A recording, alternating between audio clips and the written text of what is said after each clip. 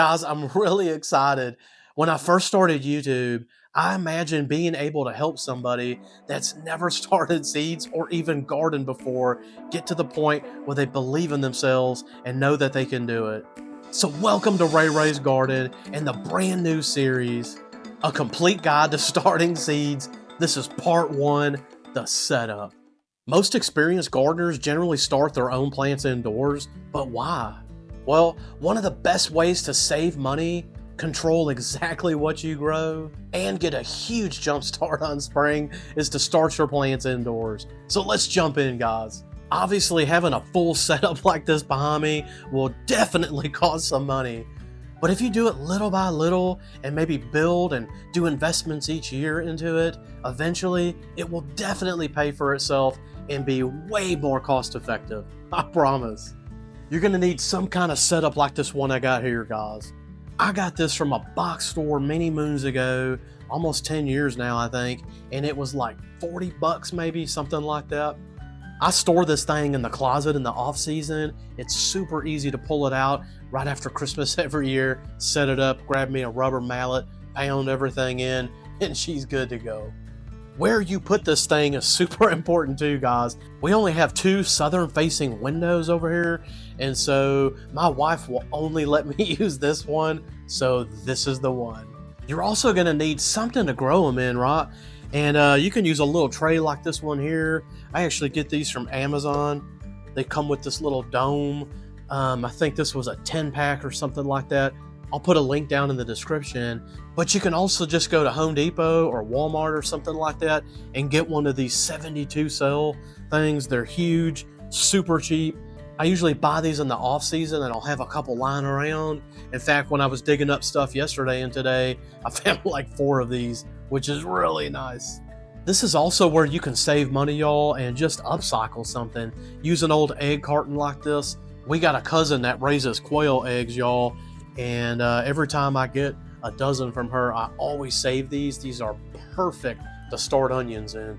Well, after you pick your containers out, you're going to need to fill them with something, and I really suggest using a seed starting mix. This is natural, organic, and super cheap because I buy them on sale in the summer, guys. You'd be surprised how many stores are getting rid of stuff like this come July.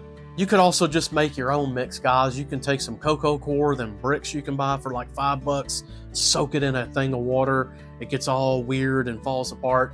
That'll work just fine. You can use worm castings, but here's where it's important to slow down. Don't use compost. Do not use potting soil. Don't use any type of container or garden mix. Don't do it.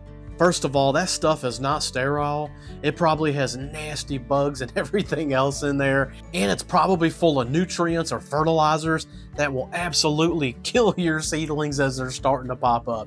These things won't even be close to needing a fertilizer for quite a while. The other reason to skip that stuff and really stick to a seed starting mix is the consistency of the mix. This stuff is loomy and airy. Seeds can pop right through there without a problem. Something like compost, as soon as it gets wet, guys, it just gets dense and nothing can go through there. So highly recommend only sticking with seed starting mix or make your own. As soon as your seeds start to pop through the mix, guys, you're gonna wanna add light. Me, I'm using this southern facing window thanks to my generous wife and a mix of LED lights. When I started, however, I used to use these really very expensive T5s specific for growing, but they use a lot of electricity. They're not very efficient at all, and the bulbs don't last that long. In fact, both of these I think are busted. I need new lamps in here. After a while, I upgraded to something like this, but they're pretty short, y'all. I mean, they're 18 inches or something. They're close together. And so I had to have 2 of them for a shelf, and I definitely needed to upgrade. The latest evolution of my lights are these guys right here. These things are absolutely huge, y'all. I don't know if you can see, y'all, but they're actually designed to plug into each other, so you can sort of piggyback them and do some really cool stuff with them. They're really, really long, guys. In fact, if you can see, I can fill that entire shelf and a little bit on each side, which is perfect for what I do. And because I buy these in pairs, I'm able to split them up big time and it'll span that shelf really easy. I bought these at a place up here called Menards. It's similar to like McCoy's. It's just a contractor supply kind of place. And for 20 bucks, I couldn't pass these up. I've got 4 of them right now. And so I do 2, then I use this little guy still. And I have some clip-on LEDs that I'll attach way up on the top of that window, and then they just kind of bend down. They have the little heads on them that'll move around. I've got 2 of those.